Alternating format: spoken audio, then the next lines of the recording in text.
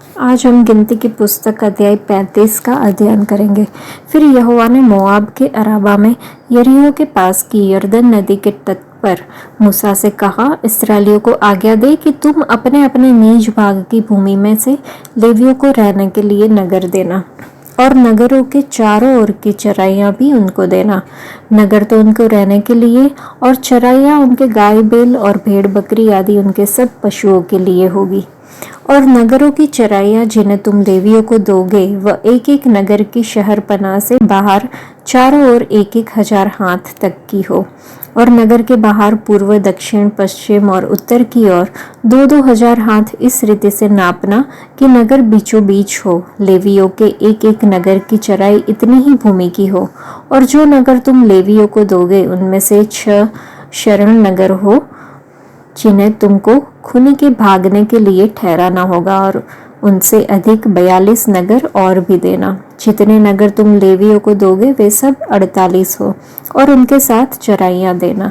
और जो नगर तुम इस्राएलियों की निज भूमि में से दो वे जिनके बहुत नगर हो उनसे बहुत, और जिनके थोड़े नगर हो उनसे थोड़े लेकर देना।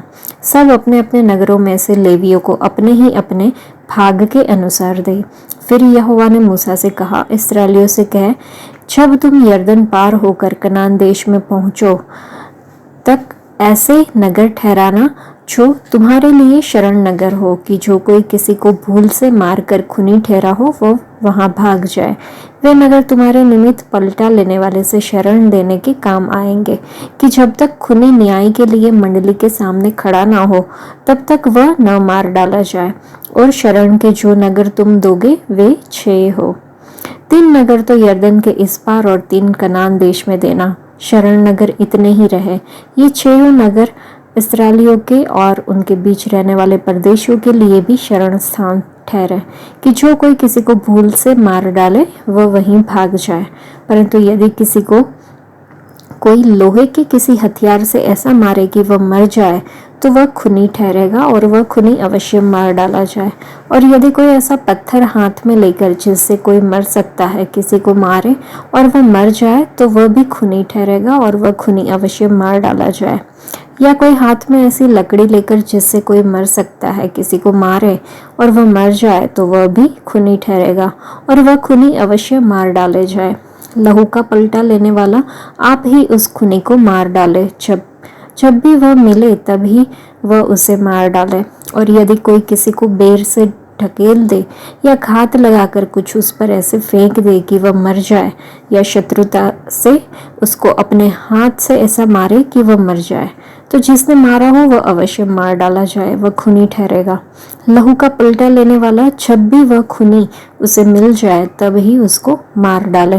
परंतु यदि कोई किसी को बिना सोचे और बिना शत्रुता रखे ढकेल दे या बिना घात लगाए उस पर कुछ फेंक दे, या ऐसा कोई पत्थर लेकर जिससे कोई मर सकता है दूसरे को बिना देखे उस पर फेंक दे और वह मर जाए, परंतु वह न उसका शत्रु हो और न उसकी हानि का खोजी रहा हो, तो मंडली मारने वाले और लहू का पलटा लेने वाले के बीच इन नियमों के अनुसार न्याय करे।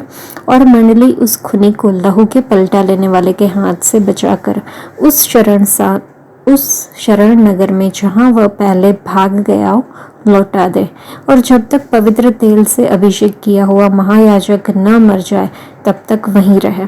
परंतु यदि वह खूनी उस शरण नगर की सीमा से जिसमें वह भाग गया हो बाहर निकलकर और कहीं जाए, और लहू का पलटा लेने वाला उसको शरण नगर की सीमा के बाहर कहीं पाकर मार डाले, तो वह लहू बहाने का दोषी न ठहरे, क्योंकि खूनी को महायाजक की मृत्यु तक शरण नगर में रहना चाहिए, और महायाजक के मरने के पश्चात वह अपनी निज भूमि को लौट सकेगा।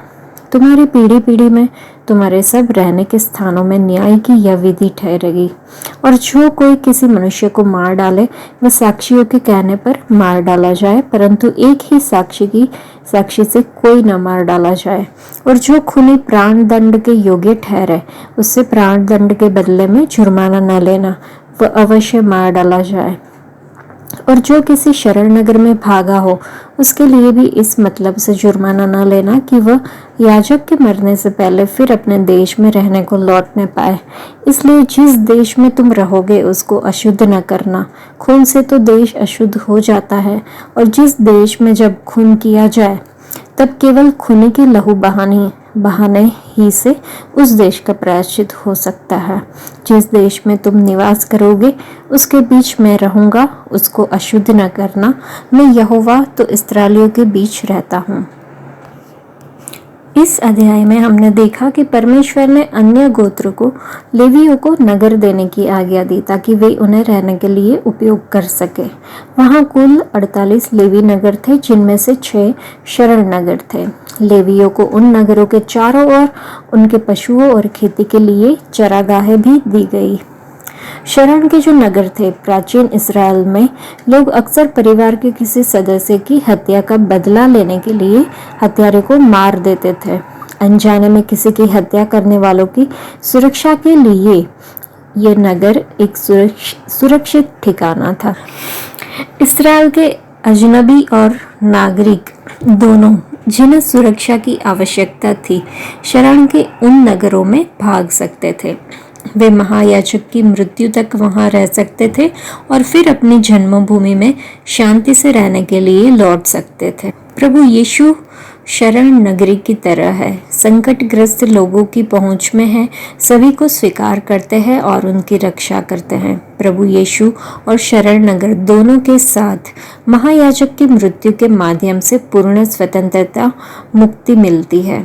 लेकिन एक महत्वपूर्ण अंतर यह है कि केवल निर्दोष लोगों को ही शरण नगरों में सुरक्षित आश्रय मिल सकता है, लेकिन प्रभु यीशु मसीह में दोषी भी परमेश्वर के प्रायश्चित कार्य के कारण शुद्धिकरण, क्षमा, एक नई शुरुआत और नया जीवन पा सकते हैं।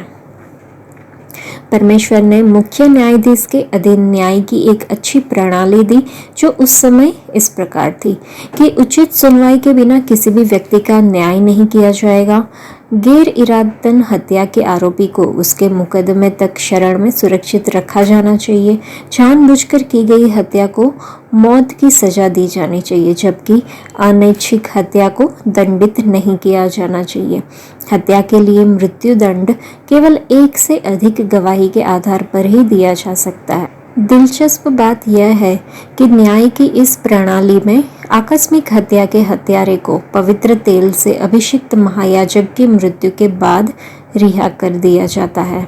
प्रभु यीशु मसीह शाश्वत महायाजक, जो परमेश्वर की आत्मा के द्वारा जाने अनजाने में किए गए पापों को क्षमा करते हैं जब हम पश्चाताप करते हैं और क्षमा मांगते हैं। वह बात यहाँ पूर्व निर्धारित है और समझ में आती है। प्रभु यीशु मसीह की मृत्यु न केवल प्रत्येक पापी को बिना किसी परीक्षण के क्षमा कर देती है, बल्कि हम उसके पुनरुत्थान के द्वारा न्याय संगत हो जाते हैं, जो कि हारून और उसके उत्तराधिकारियों के लिए नहीं था। शैतान जो लोगों से पाप करवाता है, वह परमेश्वर के सामने हमें दोषी भी ठहराता है, जो उसकी भयानक दुष्टता को दर्शाता है। लेकिन प्रभु यीशु मसीह की मृत्यु और पुनरुत्थान के कारण उनके 3 गवाह, आत्मा और पानी और खून, हमें निर्दोष साबित करते हैं। तो प्रभु यीशु मसीह एक से अधिक गवाहों की गवाही के माध्यम से कार्य करना चाहते हैं। हमारे पापों की क्षमा के लिए उसके साथ अन्याय किया गया। हम अपने प्रभु के पुनरुत्थान द्वारा संत के रूप में न्याय संगत है।